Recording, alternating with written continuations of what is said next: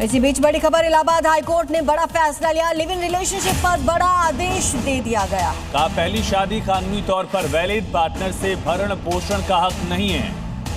कहा कि पहले पति से तलाक लेना जरूरी है। कानपुर की विवाहिता की याचिका को खारिज कर दिया। दरअसल लिव इन में रहने से पत्नी का वैधानिक दर्जा नहीं है, ये कहना है।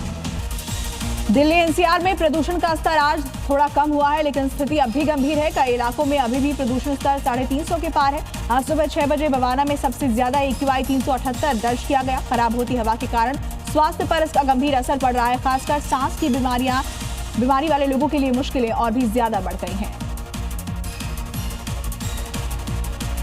दिल्ली में बढ़ते प्रदूषण को लेकर आम आदमी पार्टी ने दिल्ली सचिवालय के बाहर जोरदार प्रदर्शन किया। सौरभ भारद्वाज ने सरकार पर निष्क्रियता का आरोप लगाया।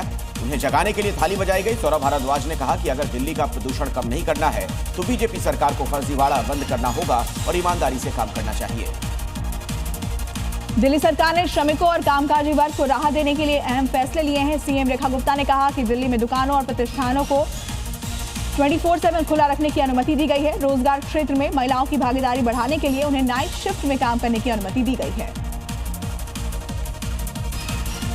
उत्तर पूर्वी दिल्ली के नंद नगरी इलाके में पुलिस ने एक शातिर स्नैचर को धर दबोचा। पुलिस ने आरोपी के पास से बटनदार चाकू, छीना गया मोबाइल फोन और नकद भी बरामद किया। पुलिस के मुताबिक आरोपी पहले भी लूट, झपटमारी और चोरी के 3 मामलों में शामिल रह चुका है। फिलहाल उसके अन्य साथियों की तलाश की जा रही है। उत्तर पूर्वी दिल्ली में वाहन चोरी की बढ़ती घटनाओं पर एंटी ऑटो थेफ्ट स्क्वाड ने बड़ी कार्रवाई की और 3 सक्रिय ऑटो लिफ्टर्स को गिरफ्तार किया गया। इस कार्रवाई में अलग अलग थाना क्षेत्रों से चोरी की गई कुल 11 बाइक्स भी बरामद की गई। फिलहाल पुलिस तीनों से पूछताछ कर गैंग के बाकी सदस्यों की तलाश कर रही है। मनरेगा का नाम बदलने को लेकर विपक्ष के प्रदर्शन पर केंद्रीय मंत्री गिरिराज सिंह ने जोरदार हमला किया। उन्होंने कहा कि नए नाम में तो राम जी हैं, इसीलिए ये नाम खराब नहीं है। नाम और काम दोनों बहुत अच्छा है। गिरिराज ने विपक्ष को घेरते हुए कहा, विपक्ष को आखिर राम नाम पर क्यों आपत्ति है। SIR को लेकर समाजवादी पार्टी के प्रमुख अखिलेश यादव ने एक बार फिर से बीजेपी पर हमला बोला।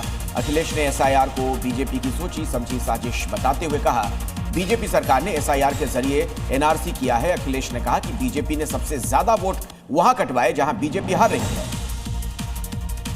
टीएमसी नेता अभिषेक बैनर्जी आज टीएमसी सांसदों के साथ बैठक करेंगे, जिसमें पार्टी के आंतरिक मतभेदों को लेकर चर्चा की जाएगी।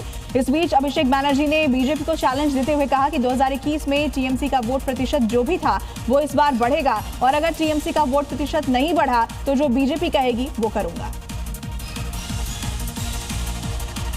बिहार चुनाव में करारी हार को लेकर वीआईपी प्रमुख मुकेश सहनी ने एक बार फिर से नीतीश सरकार पर हमला बोला।